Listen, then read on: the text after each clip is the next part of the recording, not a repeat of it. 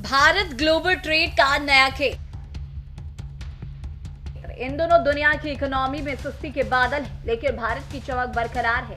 IMF से लेकर world bank तक हर कोई एक सुर में कह रहा है कि भारत दुनिया की सबसे तेजी से बढ़ती बड़ी अर्थव्यवस्था है।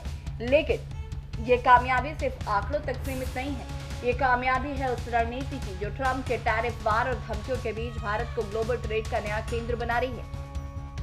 हकीकत के करीब ईयू के साथ भारत का free trade agreement. Donald Trump America first एजेंडे के तहत टैरिफ का खेल खेल रहे हैं, जिसमें चीन समेत कई देश सहमे हुए हैं। लेकिन भारत ने रक्षात्मक होने के बजाय फ्रंट फुट पर खेलने का फैसला किया है। बीते कुछ दिनों में ओमान और न्यूजीलैंड के साथ ट्रेड डील की जमीन तैयार करने के बाद अब भारत को बड़ी जैकपॉट लगने वाली है। यूरोपीय यूनियन ईयू के साथ भारत का फ्री ट्रेड एग्रीमेंट यानी व्यापार समझौता अब हकीकत बनने के करीब है। EU chairperson Ursula von der Leyen के मुताबिक भारत और यूरोपीय यूनियन के बीच साझेदारी अब पहले से कहीं अधिक महत्वपूर्ण है।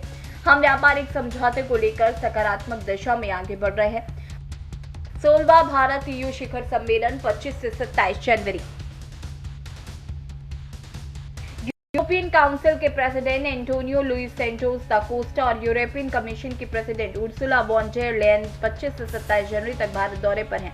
इस दौरे से समझौता संपन्न होने की उम्मीद है। इसकी घोषणा नई दिल्ली में होने वाले 16वें भारत ईयू शिखर सम्मेलन में किए जाने की संभावना है। माना जा रहा है कि समझौते के 24 से 20 चैप्टर पर सहमति बन चुकी है। इसके लागू होने के बाद यह आर्थिक आकार और रेगुलेटरी दायरे दोनों के लिहाज से भारत का सबसे बड़ा एफटीए होगा। आपको बता दें कि ईयू के साथ डील का मतलब है 27 देशों के बाजार तक भारतीय सामान की सीधी और सस्ती पहुंच। कपड़ा, रत्न, आभूषण और आईटी सेक्टर के लिए यह डील गेम चेंजर साबित होगी।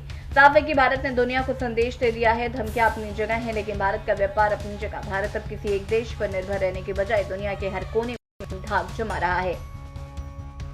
कैसा रहेगा ईयू के साथ भारत का फ्री ट्रेड एग्रीमेंट? ईयू एक कस्टम यूनियन है, इसलिए यह समझौता भारत को ईयू के सभी 27 देशों तक पहुंच प्रदान करेगा। इस समझौते पिछले 4 वर्षों में भारत का 9वां व्यापार समझौता होगा। इससे पहले Mauritius, UAE, Australia, New Zealand, Oman FTA समूह व ब्रिटेन के साथ FTA,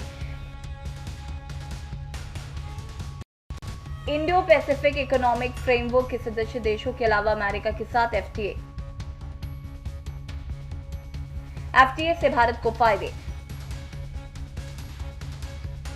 think tank global trade research initiative के मुताबिक ऐसे समय जो वैश्विक व्यापार तेजी से संरक्षणवादी हो रहा है, यह समझौता भारत को दुनिया के सबसे समृद्ध और स्थिर बाजार में से एक यूरोपीय यूनियन में पहुंचकर उपलब्ध कराता है। यूरो की जीडीपी लगभग 18 से 22 लाख करोड़ ट्रिलियन यूरो की है।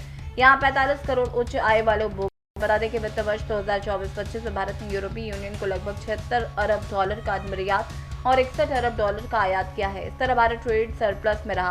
हालांकि 2023 में ईयू के जेएफसी लाभ वापस लेने के कई भारतीय उत्पादों की प्रतिस्पर्धा कमजोर हुई है। भारतीय उत्पादों पर यूरोपीय यूनियन में अपेक्षाकृत कम शुल्क लगता है। यह 2024-25 में औसतन 3.8% था, लेकिन वस्त्र और परिधान जैसे श्रम प्रधान क्षेत्रों पर अब भी लगभग 10% शुल्क लागू है। इनके हटने से निर्यात में बढ़ोतरी होती है। परिधान, दवा, स्टील, पेट्रोलियम उत्पाद और मशीनरी जैसे प्रमुख निर्यात पर शुल्क घटेंगे तो भारतीय कंपनियों को अमेरिका में बढ़े हुए शुल्कों से होने वाले झटकों से निपटने में मदद मिलेगी।